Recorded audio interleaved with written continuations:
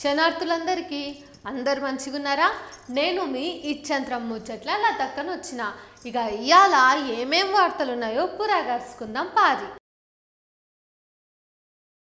చిన్న చిన్న పోరగాళ్ళు జర బడికి పోయే కన్నా ముందు అంగన్వాడీ బల్ల షరీకయ్యి అక్కడనే కొంచెం ఆటలు పాటలు చదువు సంధ్య నేర్చుకొని మేడమో ఆయానో పెట్టే పౌష్టికారం తిని జర చల్లవడ్డంగా మూడు గొట్టంగా అట్లా ఇంటికి వస్తారు. పిల్లలకు ఇట్లనన్నా పౌష్టికాహారం దొరికి కొంచెం బలంగా తయారవుతారని బడికి పోవుడు అలవాటు పడతారని గేరికొక్క అంగన్వాడీ స్కూళ్ళను తెరిపించిండ్రు ఈనాడు.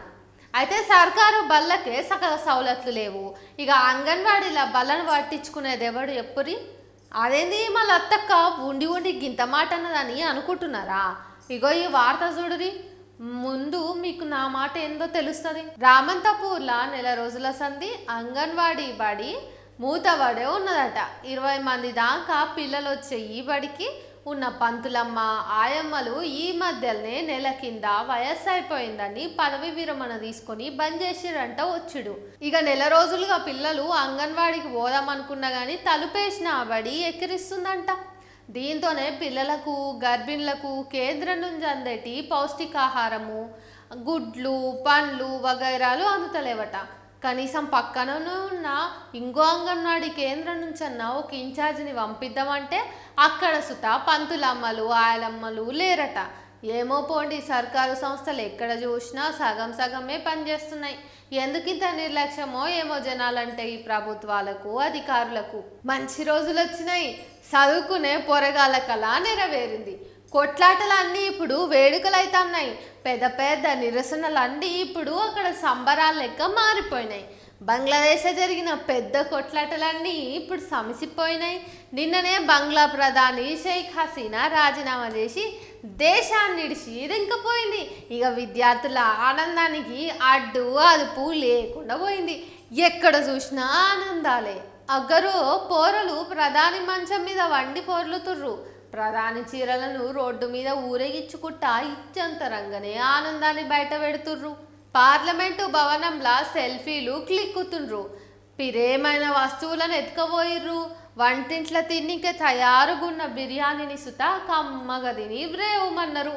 ఎక్కడ లేని ఆనందంలో ఉన్న ఈ బంగ్లాదేశ్ పోరలు ఎట్టకేలకు రిజర్వేషన్లో కోటా కోసం చేసిన అల్లర్లకు ఇక ప్రధాని కుర్చీ దిగుడుతోనే చిన్న ఆశ అయితే చిగురిచ్చింది.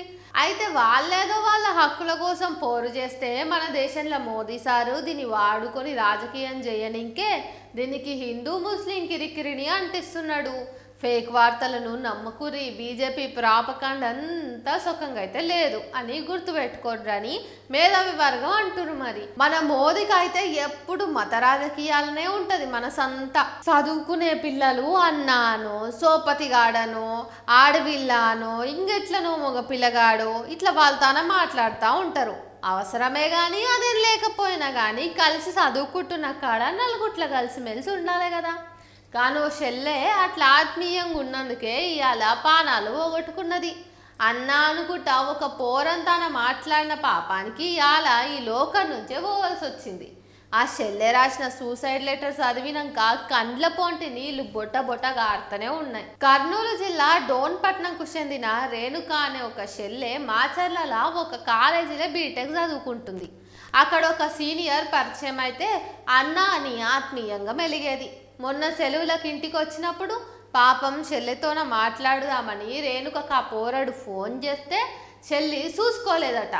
మిస్డ్ కాల్ చూసి చెల్లె నాయన మొగోళ్ళతోన మాట్లాడితే మంచిది కాదని మందలిచ్చిండట. చెల్లెకు ఇజ్జత్ అనిపించి నేనేం తప్పు చేయలేదు నాయనా అని ఒక లెటర్ రాసి పాపం జీవిడ్చుకున్నదట. అయ్యో అనిపించింది ఇన్నెంబటే.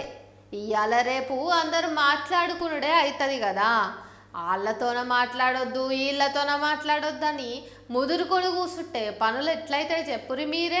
విన్నారు కదా ఇవాళటి ఇచ్చంత్రం ముచ్చట్ల వార్తలు. మళ్ళీ రేపు మంచి మంచి వార్తలు పట్టుకొస్తా. మీరైతే మన NN మీడియాని చూస్తూనే ఉండుర్రి.